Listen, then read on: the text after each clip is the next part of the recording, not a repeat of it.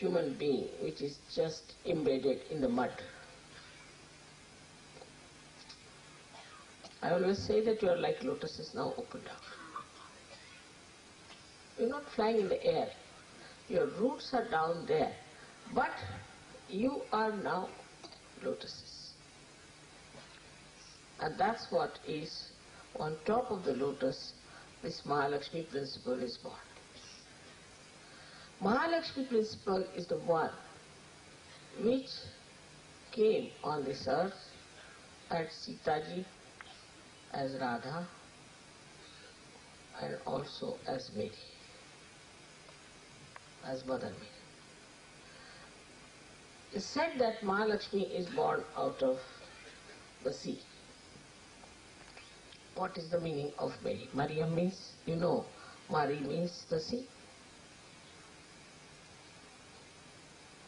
She was born out of the sea. So she being a Mahalakshmi herself, she could create a child. What's the harm?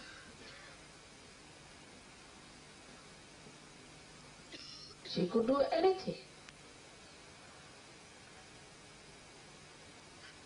And this is the thing we have to rise above. Christians have to rise above this Christianity and has to understand that it's such a great thing that was Christ who came on this earth, who was the incarnation of the principle of Ganesha. Ganesha becoming Mahavishnu is a very big thing which one should try to understand. Ganesha is the son of Shiva.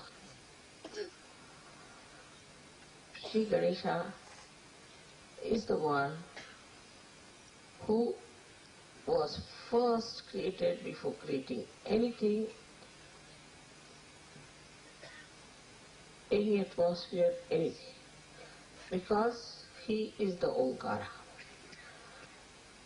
And the Omkara is the first breaking of Adi Shakti from Shiva, that sound, Tankar as they call it. From there started Omkara, and he is the one who is the embodiment of that Omkara. So this sound is Shri Ganesh, is his power, was created first, foremost thing, just to create holiness, pavitrata.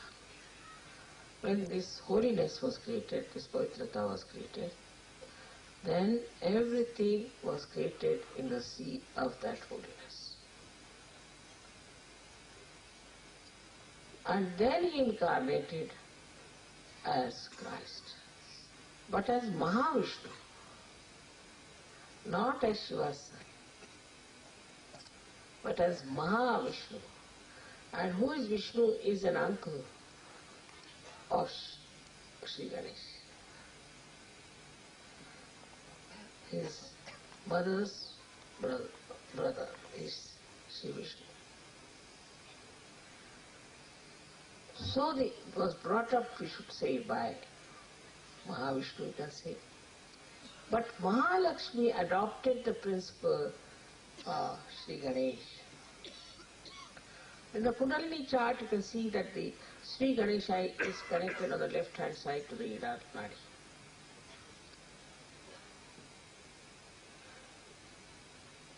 And the Kundalini is above that. So now what has happened is this, that he transcended that part. And if he had to come for the redemption, he had to come as the son of Mahalakshmi. So it was Mahalakshmi who adopted him, or we should say, really conceived him within himself as Christ.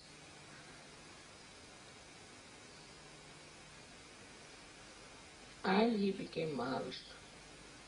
Anything is possible in the family of gods and goddesses, because they are gods. It is beyond human mind to understand how these things are working out in that realm. Very difficult.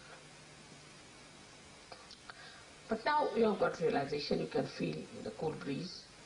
So many new things are happening to you. So now believe me, that there is no unholy alliances among the gods and goddesses. No unholy alliance. There's nothing that is human in them. They are all divine, pure.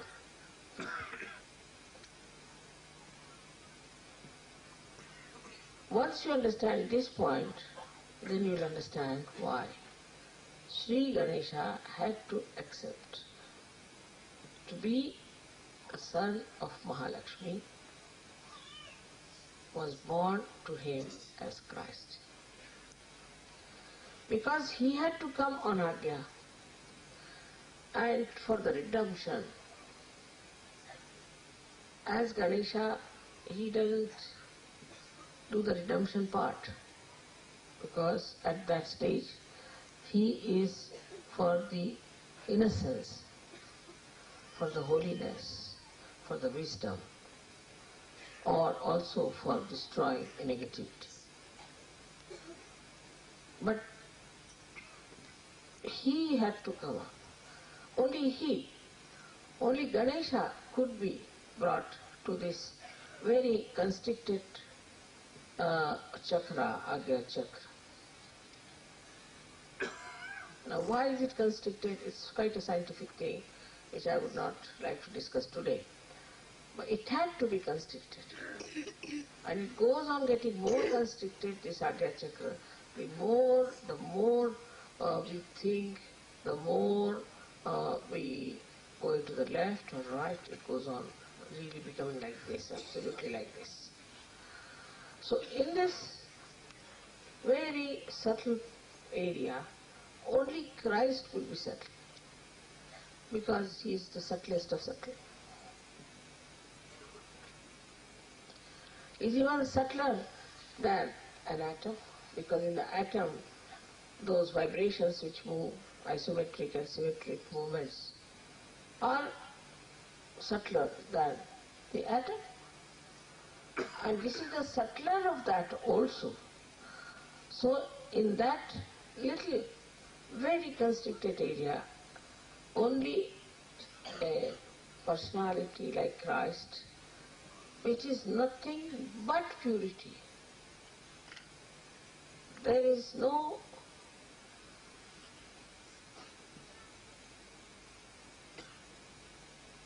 other element in him but purity.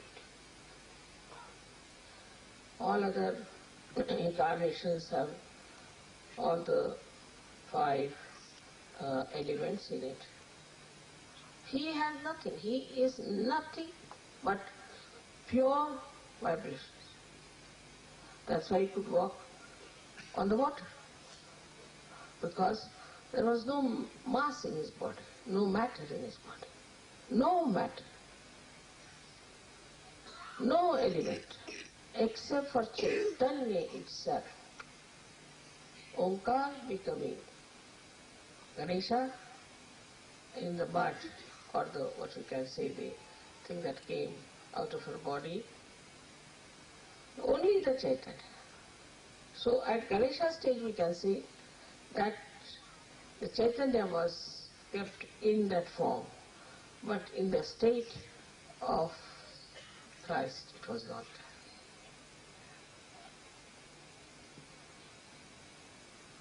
But the whole drama was played later on of his death and resurrection, because he is the one who is responsible for our resurrection, because he is the gate. He is the path because he is Shri Ganesh. Omkara is the path and he is the gate, but he is not the destination.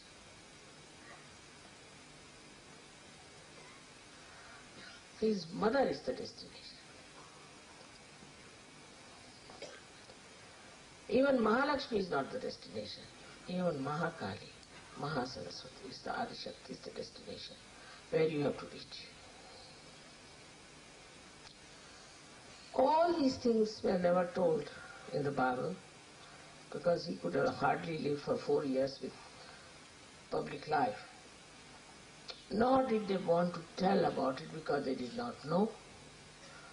Also, there was a definite suppression of all divine things For these people are all commercialized institutions.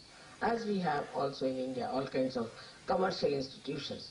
But the only advantage in India is that religion is not organized. Thank God for that. But they organized it, they organized Christ, they organized all his principles, everything, and now they think he was a good human being. What a certificate to give. So today we are here to celebrate the birth of Omkara. It's very big thing.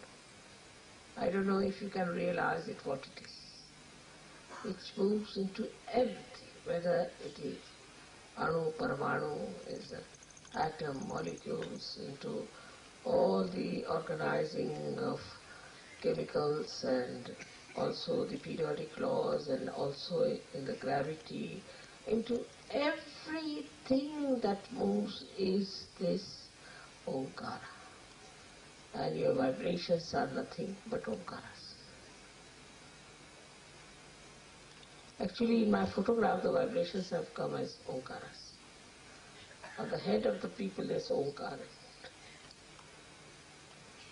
How is it happening? These lights look like Omkar.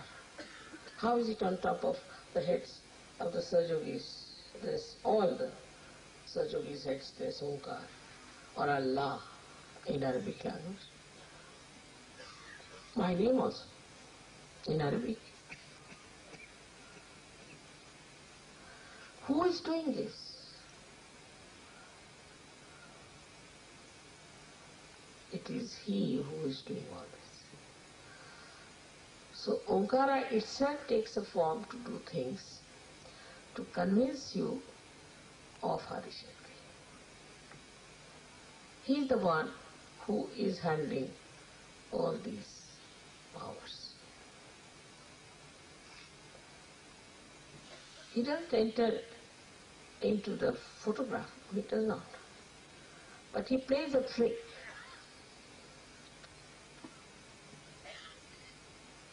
After all, you see, if you go into details, how do you get a photograph through the light? The light passes straight, a straight line. But if he wants, he can make the light pass another way now. He can transform the light into something else. He can do whatever he likes. And that's what he does to convince you. And he said that anything against me I'll tolerate, but nothing against the Holy Ghost. And this Holy Ghost is the Adishakti.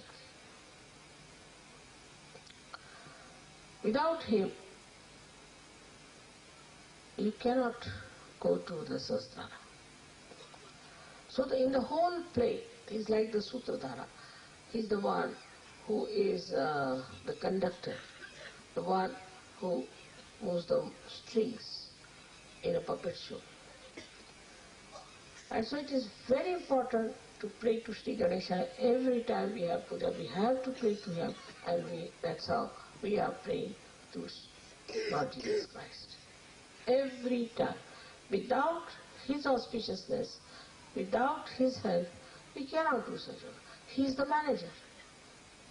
See, I am sitting here and he is the manager. Supposing there is no management, how will I speak here? Nothing can happen. But he is so efficient, and you never see him working out everything, doing everything.